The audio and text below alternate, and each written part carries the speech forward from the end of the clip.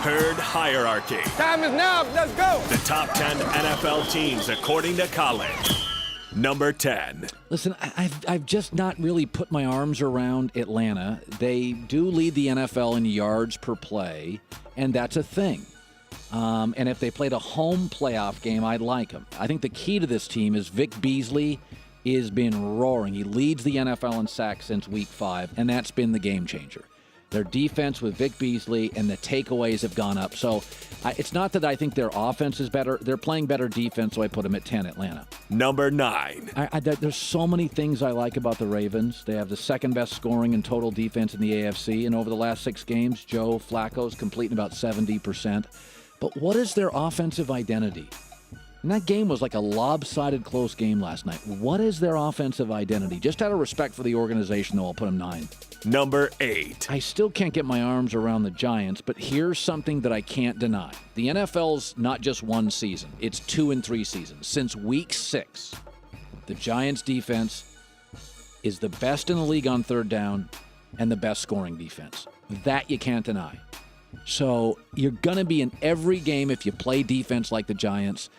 I think the gap between the first best team in the league and about the 8th best team is pretty slender. So I put the Giants at 8, but I'd still like to see more of a life and being less paralyzed by Odell Beckham on offense. Number 7. That's why I give Seattle with a playmaker at quarterback a little edge over the New York Giants, although in the last 3 games, Russell Wilson has 2 TDs and 8 picks. This team is not good up front offensively. They're just not. I still like Pete. Russell can make dynamic plays. They're well-schooled defensively and athletic. I put them at 7. Number 6. Raiders lost to Kansas City twice, and so I ding them for that. But Khalil Mack's got a sack in 8 straight games. Amari Cooper's elite. Derek Carr leads the NFL fourth-quarter passer rating. They can't put good teams like Kansas City. I think they're going to struggle with top-end teams because top-end teams have top-end coaches and are efficient offensively. And I think they're just going to struggle getting good offenses or at least smart offenses like New England and Kansas City off the field. I don't think they'd match up well with Kansas City. They've lost twice, and I don't think they'd match up well with New England. Number 5. And I put Kansas City 1 spot ahead of them, mostly because Andy Reid, to me, is the second best coach in the league. Tyreek Hill has become a monster offensively, and they got 25 takeaways. They do what the Raiders – they're kind of the opposite of the Raiders. They're solid everywhere. Outside of Tyreek Hill, they don't blow you away. They're not that dynamic. The Raiders are really dynamic but can't get stopped, so the Chiefs are at 5. Number 4. A lot of respect for Green Bay. They found a running game. Got Kristen Michael from Seattle. Credit Ted Thompson. And Ty Montgomery's more comfortable. They've got a running game now. And Jordy Nelson's bounced back. And I've been critical of the Packers before, but right now they're one of the 4 teams in the league I think look like a Super Bowl caliber team. Number 3. Pittsburgh Steelers. My final 4 are teams I believe are favorites to get to the Super Bowl. Pittsburgh's just explosive. They're one of 3 teams ranked in the top 10 in passing and rushing offense. And here's the key. They're not great defensively, but they can be situationally good defensively. They have the AFC's best red zone defense. That is something.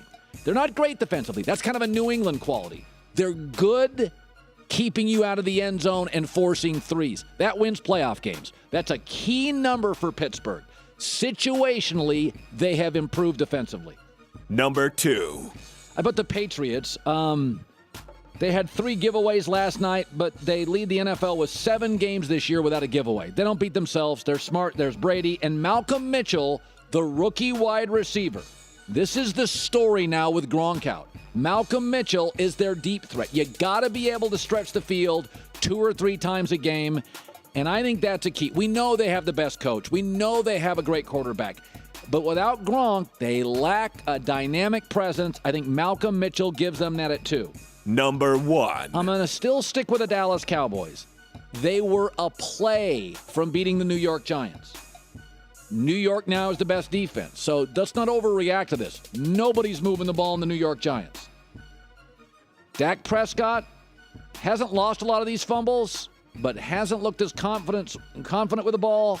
He's fumbling more. He's not throwing it over the top. He doesn't have a relationship with Des Bryant, but I still go back to this. They can beat you multiple ways and they have the NFC's best rushing offense and the NFC's best rushing defense. So in the trenches, they're formidable, and I think they'd be a matchup problem for New England if they played. So the Cowboys number one in my herd hierarchy.